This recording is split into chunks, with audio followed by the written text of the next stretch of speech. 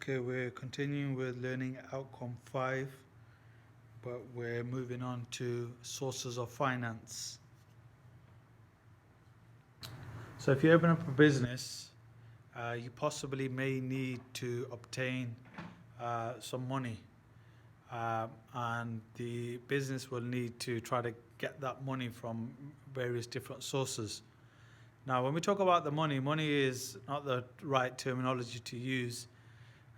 It's actually capital. So you either use the word capital or you use the word finance. So a business will need capital in order for it to run effectively or for it to even start up.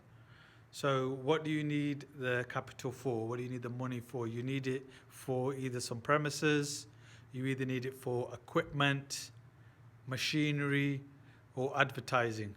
So there's some of the aspects. So if a business is just starting up, it needs to buy some equipment, needs to buy some machinery, it needs to advertise, and the money will be used for that.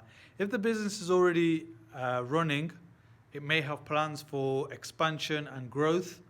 So it may want to develop some new products, and it may need the capital or the finance for that. It may have seen another property or another factory that's a lot bigger, and it may need that.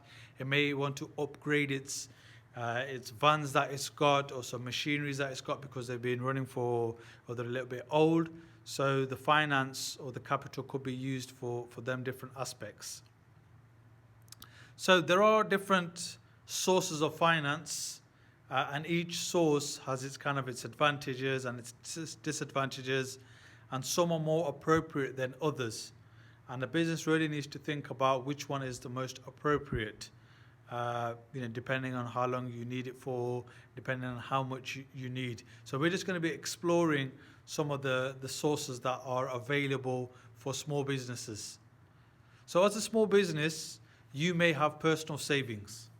You may have saved this money over a long period of time, and you may have accumulated and collected this money, which is great. The business, if it can use its own personal savings, the individual, the sole trader, then they don't need to borrow it from anybody else, and that's really useful for them. So there's no cost for this type of finance. You don't need to ask anybody. You just need to take on the risk, and that is a disadvantage, and use your own personal savings. There's a big issue with this. A person may not have any personal savings, so this source is not appropriate. And if the business does, or if the individual does use the personal savings, that money can be lost. So, the owner has to really think about, first of all, have I got my money? If they have, they need to think, am I willing to lose that money? And that is the risk. So, personal savings, I would say, is a good source instead of asking anybody else, because that's moving on to the next one. If you haven't got any money yourself, you may need to ask, and you may have the option to ask friends and family. So friends and family may be willing to lend the business owner some money. Okay? This is usually without charge or any fees or interest. So you may have a good relationship with, a brother, a sister, an uncle, or aunt, grandparents, and they may have money sitting in the bank because they may have retired, and they may be willing to lend you money. So it's not guaranteed, and everybody's circumstances are different. One person may have extended family, one person may not. So it's a bit of hit and miss. And also, some people may be a bit reluctant to ask friends and family because it could cause arguments and problems later on. If you lend somebody some money, or if somebody lends you money and you're not be able to pay them back, they could possibly, start to, kick off and say, look, where's my money? And this could cause problems. And some people are not willing to get into that situation. So they'll rather get a bank loan. They'll rather go to a private organization, and they may decide to get money from a bank. So bank loans, they tend to be used to buy specific things. So you may need to buy some equipment, the cost may be 20,000, and you're going to go to a bank, a building society, and nowadays you've got other financial institutions, that are not banks and building societies, but you've got lenders out there who are willing to lend you. So you've got these other lenders as well now, which weren't around maybe 10, 15 years ago, but there are more people willing to lend you money. So the loans, when you get a loan, they're usually repaid between 3 to 10 years, and you're going to have to pay interest. The bank, the building society, the other lender, they're not lending you that money for free. They want interest, and you're going to have to pay more back. You may borrow £10,000 and may need to pay £13,000 back, £15,000 back, depending on what agreement you get. Some banks may ask for security. This is known as collateral. A bank is not just going to say, yeah, you know what, don't worry, here's the money. They're going to say, look, what have you got just in case you do not pay that money back? What have you got that we could possibly take if you don't pay us back? And you may need to put, a person may need to put their property online, a property, as collateral to say, look, if I don't pay back, you can take my house, and obviously that's risky as well. So other things could be manufacturing. If business has got a lot of equipment, they could do that, and there's a risk. So advantages, so fairly easy and quick to set up. You make an appointment with the bank, they run a credit check, and if they're successful, they will be willing to lend you a certain amount of money, and then you have a structured repayment plan. It could be £400 a month, £600, depending on how much you borrowed. So like I said earlier, interest is payable, and this may be high. Currently, interest rates are really low, and the government's kind of encouraging people to kind of take loans, and banks are trying to lend money, because remember, the banks have got money sitting there, and they rather put that money to use, and the bank will get more money back. So if repayments cannot be made, the business risks getting a poor credit rating and may even become bankrupt. So if you borrow money off a bank and you weren't able to pay it back, then the business will go bankrupt, and the bank will try to get its money from selling the assets. Okay, moving on to crowdfunding. This one's an interesting one because it's a new type of funding. Wasn't really around many years ago, and you see it growing now. I've seen it personally on social media, where people have got an idea. The one that I seen was for a business that's wanted to set up some sort of kind of equipment for a kind of a hive for bees, and they were asking people to put money forward. So how it works is you need to, for example, raise £100,000. Now, you're unlikely to find somebody that's going to give you £100,000.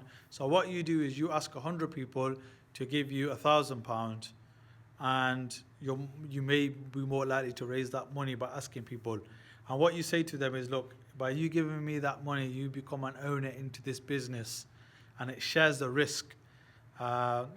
And you're more likely to get £1,000 of somebody than £100,000. And you've got social media now, and people are willing to kind of share and promote that, and you may be able to raise that money that way. So as a business owner, you need to give your share of the business to the people that invest into the business. So that is a risk, but the situation could be that if you don't get the money, it's never going to happen. If it's never going to happen, then no one's benefiting really at all, and it's just an idea that sits on the shelf, and you rather get that money somehow in order to make it successful. If the crowdfunding target is not reached, for example, you needed to raise up £100,000 and you've got 90,000, you're still 10,000 short. You can't raise the rest 10. You have to give everybody their money back, and basically the business has got nothing. Okay, small business grants. These are available. I'm just seeing a spelling mistake there. These are available from banks, charities, and government. How it works is that organizations are willing to give money for free. It doesn't have to be paid back. That is a great advantage. Now, some people might be thinking, why don't you just go for grants then? Because it's so easy. Well, it's not easy to get. That's the only issue. Grants are few and far between. There's certain criteria that has to be met, and it's the books put it in there, and it is an option. But this one is less likely to happen because they're not guaranteed. So the criteria could be that the person's got to be under 25.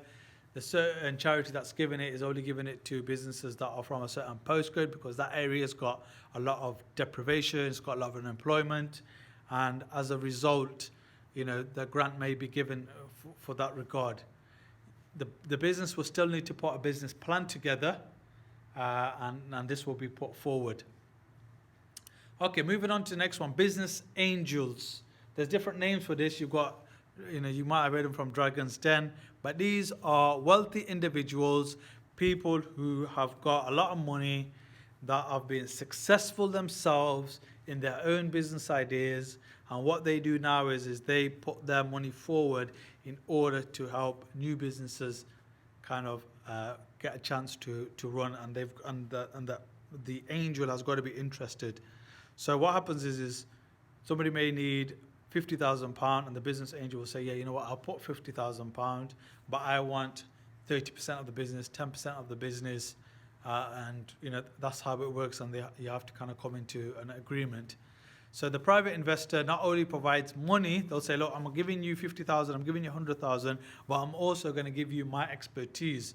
I'm an expert, and I've got contacts. I can act as your guide or your mentor, and I can make things happen for you. And this is another reason why people are willing to go to a business angels in order to get that money, not just for the money, but also for the experience. So the business angel is taking a big risk. They're putting their money forward, and they've got to see something in that individual or in that idea for them to take that risk. And I don't know if people have come across Dragon's Den, but you do see examples of where people have made it. You've got the reggae source, Levi Roots. He's a successful owner. He's a successful example of somebody who came onto Dragon's Den and somebody invested, and the guys made his business do a big hit. So business angels, you can kind of Google it, and you can find business angels who will be willing to sit down with you to see what idea you got. So just to finish off, which one to select, which one's most appropriate, and that really depends on the purpose. What do you need the money for? How long do you need it for? How much do you need? And what stage you are with your business in terms of your size. So these are the different options that are available for getting your capital.